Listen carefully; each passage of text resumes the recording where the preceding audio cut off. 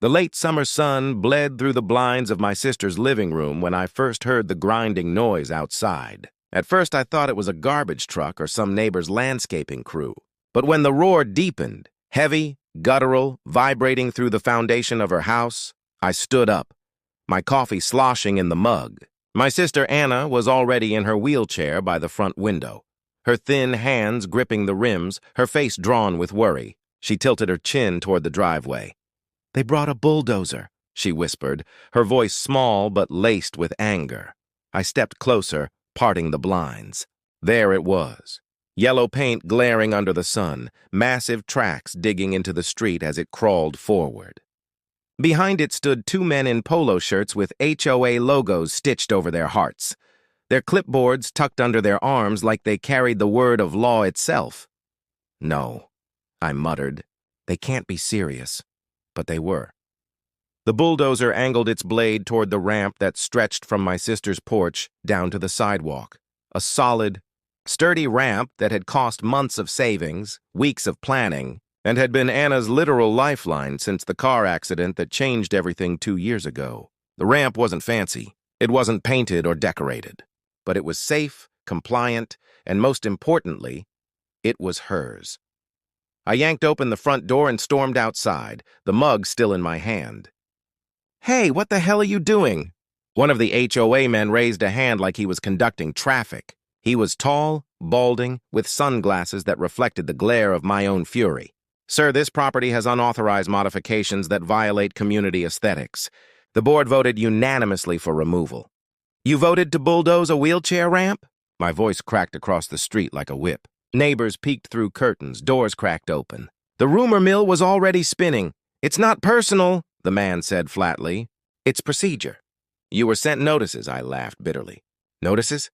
You mean the vague letters that said unapproved construction? This ramp is ADA compliant. My sister can't even leave the house without it." Behind me, I could feel Anna's presence, her quiet, watchful silence. She didn't like confrontations, but her jaw was tight, her eyes burning with restrained fury. The bulldozer's engine revved. The blade lowered a fraction, scraping asphalt. The other HOA officer waved toward the porch like it was a pile of trash about to be hauled off. "Sir, please step aside. Interference will result in fines and possible legal action." "Legal action?" I stepped right in front of the bulldozer, my heart hammering against my ribs. "You'll have to run me over first." The operator hesitated, looking back toward the HOA men for confirmation. The bald one pulled his sunglasses down just enough for me to see the contempt in his eyes. "This is your last warning." Before I could speak again, Anna's voice rang out from the porch, clear, firm, louder than I'd heard in months. "You touch that ramp and you'll regret it." The men chuckled. To them, she was just another disabled homeowner with no power, no influence, no say. They had bulldozed fences, gardens, even sheds before. A ramp was just another tick on their enforcement chart. But what they didn't know, what they couldn't even imagine, was that Anna wasn't just my sister. She wasn't just a wheelchair user. She was the sitting governor of our state. And every dollar of state funding that flowed into this HOA, every grant that kept their roads maintained, every program that gave them leverage over homeowners, they all funneled through her pen. The bulldozer blade lifted again, tilting toward the ramp. My pulse thundered in my ears. I could already picture the wood splintering, the bolts snapping, Anna's freedom being reduced to rubble under steel treads. I slammed my mug down on the pavement, coffee splattering across my shoes. "If you do this," I shouted, my voice echoing off the cul-de-sac, "you're declaring war," the bald man sneered. "Then so be it." The bulldozer surged forward. Neighbors gasped. Someone shouted, "Stop!" But it was too late. The blade bit into the ramp, wood shrieking as it splintered. Anna's hands flew to her mouth. My own chest tightened as if part of me was being ripped apart. The ramp shuddered, cracked, and in seconds, it was gone. Flattened into jagged debris, the operator cut the engine. Silence swallowed the street, broken only by the chirping of birds and the faint creak of Anna's wheelchair as she backed away from the porch, her face pale, her eyes wide with disbelief. The HOA men scribbled notes on their clipboards, as if they had just checked off another successful mission. "The board will invoice you for removal costs," one of them said coolly. "You'll be hearing from us," the other added. I couldn't breathe. My fists shook. My sister's ramp, her lifeline, lay in ruins at my feet. The bulldozer backed away, leaving tire marks gouged into the street. Anna's voice was steady now, but ice cold. "Oh, they'll hear from me too." And in that moment, though they didn't realize it, the HOA had just signed their own death warrant. Because this wasn't just about a ramp anymore. This was about power, corruption, and justice. They thought they could bulldoze over the weak. They didn't know my sister was the one person who could bulldoze over them all. That night, as the debris still littered the yard, Anna made one phone call to the state office. And within hours, a storm began brewing over the HOA, one that would shatter everything they thought untouchable. The night after the ramp was destroyed, the neighborhood was quieter than I had ever heard it. No lawnmowers, no children laughing outside, not even the usual dog barks. People were hiding behind curtains, whispering about what they had seen that afternoon. They had watched an HOA bulldozer crush a disabled woman's ramp, and while most of them wouldn't admit it out loud, they knew a line had been crossed. Inside the house, Anna sat at the dining table with her laptop open, the bluish glow highlighting the calm determination on her face. She wasn't crying. She wasn't angry. She was calculating. That was always her strength. Where I burned hot with fury, she stayed cool and methodical, like a chess player planning 10 moves ahead. "They think this is over," she murmured, scrolling through documents. "But I've dealt with people like this before. They rely on fear. They rely on neighbors keeping quiet, on homeowners thinking they're powerless. But what they don't know is they just picked a fight with the one person who funds their entire existence." I sat across from her, my hands still raw from cleaning up splinters of wood earlier. "So what now, we sue?" Anna shook her head slowly. "Lawsuits take years, and they've probably insulated themselves with legal loopholes. No, we'll do something faster, something that sends a message." She dialed a number on her phone, the one that went straight to her state office. Within minutes, her chief of staff's voice filled the speaker. "Yes, Governor? I want a full audit of the Oak Valley HOA," Anna said crisply. "Effective immediately. I want records of their funding, grants, tax benefits, everything. If they're hiding violations, I'll find them." There was a pause. Then her staffer said, "Understood. I'll mobilize the compliance team tonight." She ended the call and looked at me. "By tomorrow, they'll know who they really messed with." I leaned back, exhaling. Part of me was terrified at what she was setting into motion. Another part of me, maybe the bigger part, felt relief. For the first time, the HOA wasn't the one holding all the power. The next morning, the fallout began. It started with a black SUV rolling into the neighborhood, carrying 3 state auditors. They weren't in uniforms, but the badges around their necks carried more weight than any HOA polo shirt ever could. They walked right up to the HOA office at the clubhouse, an ostentatious building with white columns and glass doors, and demanded records. By noon, the rumors had already spread. Homeowners gathered in driveways whispering. I overheard one man telling his wife, "They're digging through financials. Word is the board's been misusing funds for years." Another woman muttered, "Good.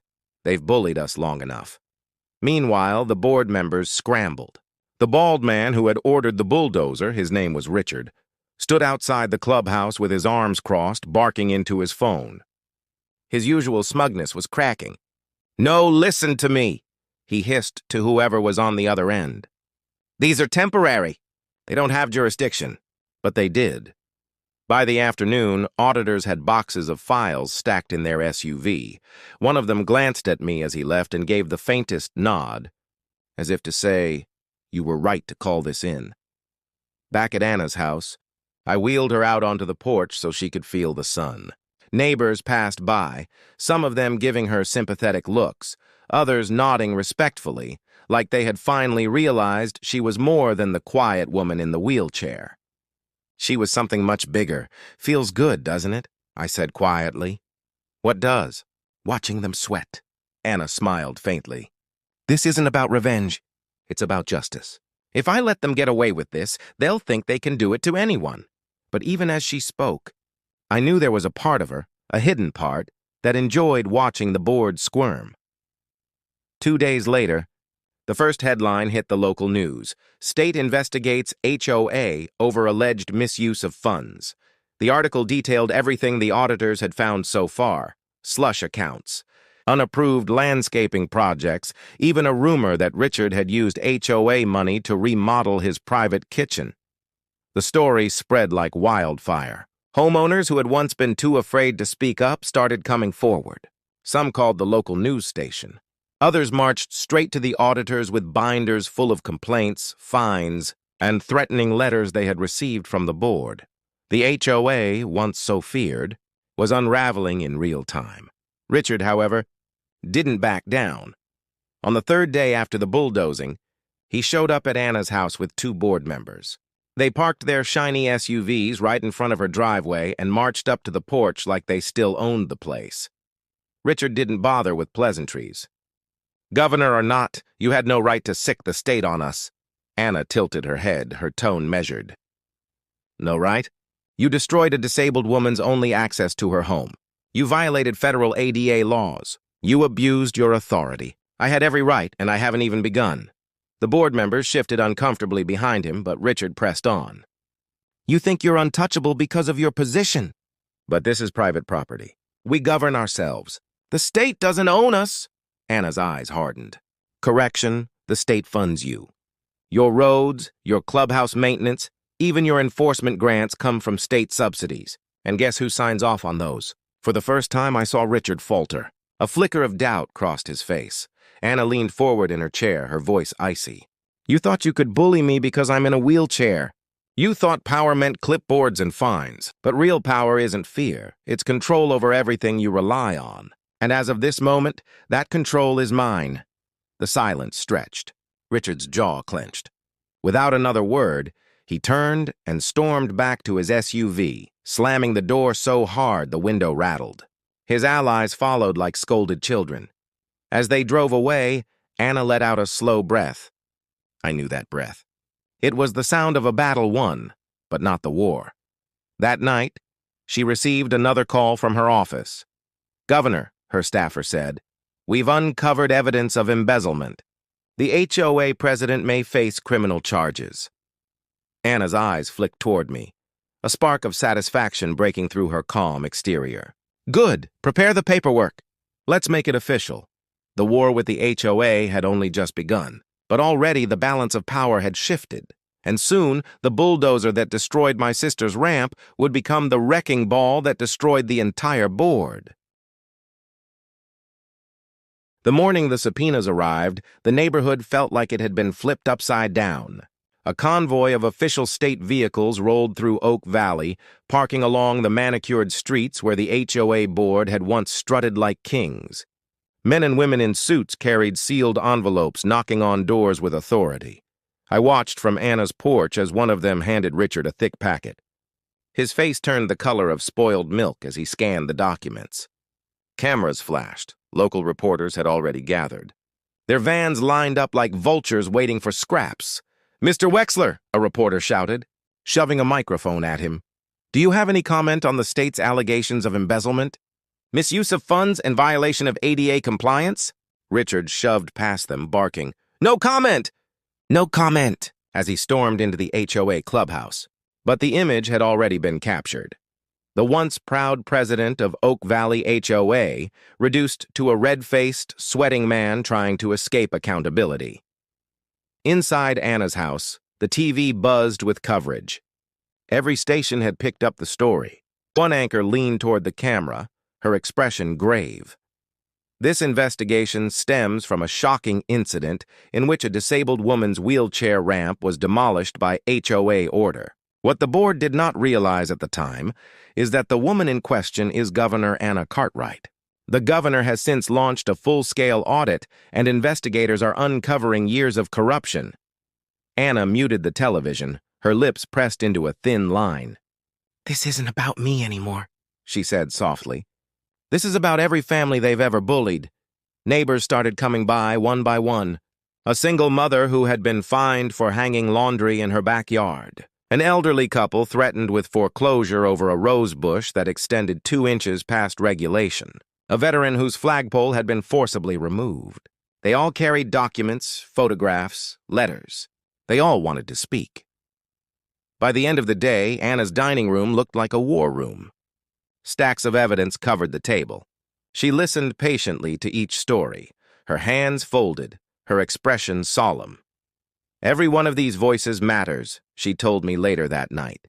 They've been silenced for too long. Now we amplify them. Meanwhile, Richard wasn't going down quietly.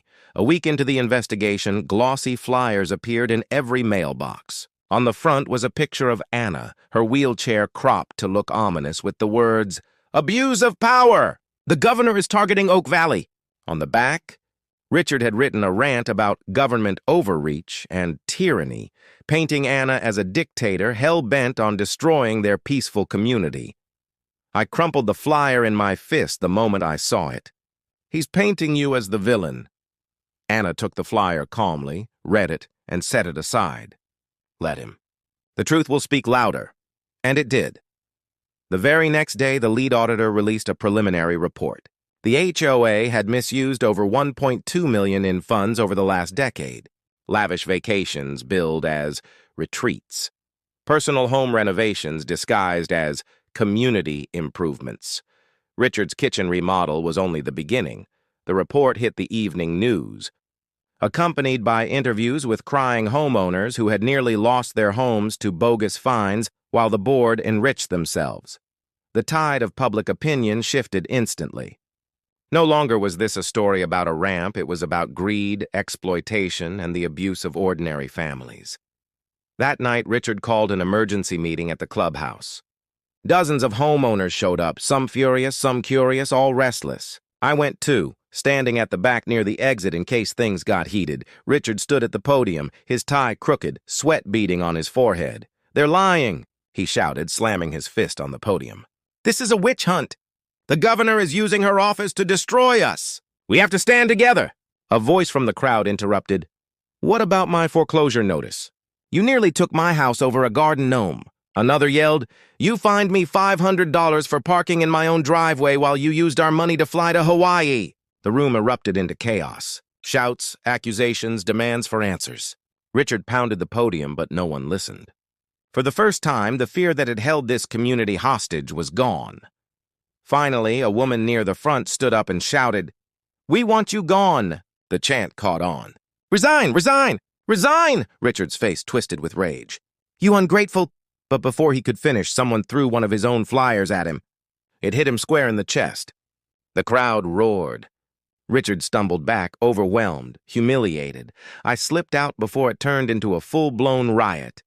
By the time I got back to Anna's house, she already knew what had happened. Social media was exploding with live videos from inside the meeting. The chant of "resign" echoed through countless phones across the state. Anna sat quietly, sipping tea, her eyes thoughtful. "He's finished," I said. "Not yet," she replied. "Men like Richard don't surrender. They double down, which means he'll make mistakes. And when he does, we'll be ready." She was right. 2 days later, Richard tried his boldest move yet. He filed a lawsuit against the state, claiming Anna had violated his constitutional rights by targeting the HOA. He held a press conference on the clubhouse lawn, surrounded by the last loyal board members, spitting fire into microphones about corruption at the highest level. But as he spoke, something happened he hadn't planned for. One of his own board members stepped forward. "Holding a folder. I can't do this anymore," the man said shakily. "The truth has to come out." Gasps rippled through the crowd. Cameras zoomed in. The man opened the folder and revealed dozens of signed checks, each one with Richard's signature. Each one proof of personal expenses charged to HOA accounts, vacations, jewelry, even a down payment on a boat. Reporters swarmed. Questions flew. Richard's face drained of color as his last ally exposed him on live television. Anna and I watched it unfold on TV, her expression unreadable. When it was over, she finally said, "There it is." The moment the empire collapses, Richard was done. His lawsuit evaporated the second those checks hit the airwaves. The state's case against him solidified overnight. But as satisfying as it was to watch him fall, Anna wasn't celebrating. She just sat quietly, her eyes lingering on the debris where her ramp once stood. "This isn't victory yet," she whispered. "Not until every homeowner here is free." I didn't fully understand then what she meant. But soon I would, because the destruction of the ramp was just the beginning. The real battle, the one that would change Oak Valley forever, was still ahead. The day of reckoning came with the first crack of autumn in the air. The trees lining Oak Valley's streets had begun to burn with shades of orange and red, a beautiful contrast to the storm about to tear through the HOA's crumbling empire. It began with sirens. Not the faint wail of an ambulance or the distant hum of a fire truck. This was a fleet. Police cruisers, state investigators, even federal agents rolled down the pristine cul-de-sac, lights flashing, engines rumbling like thunder. Neighbors poured out of their homes, clutching phones, whispering, recording. At the center of it all was Richard. He stumbled out of the clubhouse, his suit wrinkled, tie hanging loose, eyes wild. For weeks, he had insisted to anyone who would listen that he was innocent, a victim of political targeting. But when the officers closed in, badges flashing, warrants in hand, all his bluster evaporated. "You can't do this," he screamed as they read him his rights. "I'm the president of this community. I run this place." The lead officer's voice cut through him like a knife. "Not anymore." The cuffs snapped around Richard's wrists. The crowd erupted in cheers. Neighbors who had once been terrified of his fines and threats now rejoiced openly at his downfall. Phones angled higher, capturing every second. Richard's face twisted in rage as he was shoved into the back of a police car, his empire reduced to nothing but shame and shattered pride. I stood with Anna on her porch, watching it all unfold. Her wheelchair was angled toward the street, her expression unreadable, but her eyes sharp, as if committing every detail to memory. "You see that?" I murmured. "He's finished." Anna didn't smile. She didn't gloat. She simply nodded. "One man is finished, but the system he built, that's what we fix next." And she meant it. The days that followed were nothing short of transformative. The state dissolved the Oak Valley HOA board effective immediately, citing gross misconduct and criminal activity. Interim management was appointed, not enforcers, but caretakers tasked with stabilizing the community until residents could vote on new leadership. For the first time in decades, the homeowners had a voice. Meetings were held in the park instead of behind closed clubhouse doors. Neighbors who had once hidden their frustrations poured out stories of mistreatment. The single mother finally spoke of the day Richard threatened to auction her home. The veteran shared how his flag was ripped from the pole he had planted with his own hands. Tears flowed. Anger erupted. But there was healing, too, healing in finally being heard. Anna attended those meetings, not as governor, but as a neighbor. She rolled her chair into the circle, listened quietly, and when the time was right, she spoke. "You don't need a board to rule over you," she told them. "You need leaders who serve you. Power doesn't belong in the hands of the few, it belongs in the hands of the community." Her words spread beyond Oak Valley. News crews captured her speeches, playing them on repeat across the state. Editorials praised her not just as a governor, but as a champion of the ordinary homeowner. National outlets began picking up the story. Governor's ramp sparks HOA reform movement. By the end of the month, bills were being drafted at the state capitol. Laws to protect homeowners from predatory HOAs. Laws to strengthen ADA compliance. Laws to ensure transparency in community funds. What began as an act of cruelty against one woman had ignited a movement that would protect thousands. But for Anna, the fight wasn't just political. It was personal.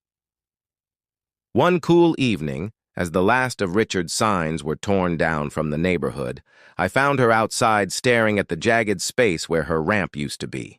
The debris had long been cleared, but the memory lingered like a scar. "Ready to rebuild?" I asked gently. She turned to me, and for the first time in weeks I saw her smile. Not just rebuild, redefine. Construction crews arrived the next morning, not HOA contractors, but volunteers.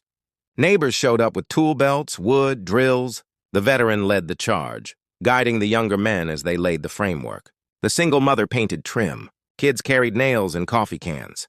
It wasn't just a ramp they were building, it was a symbol. By sunset, the new ramp stretched proudly from the porch to the street, wider, sturdier, and more beautiful than the old one. A flag waved at the top, not as a provocation, but as a declaration. This home was free. Anna wheeled onto the ramp slowly, savoring every creak of the wood, every cheer from the crowd that gathered to watch.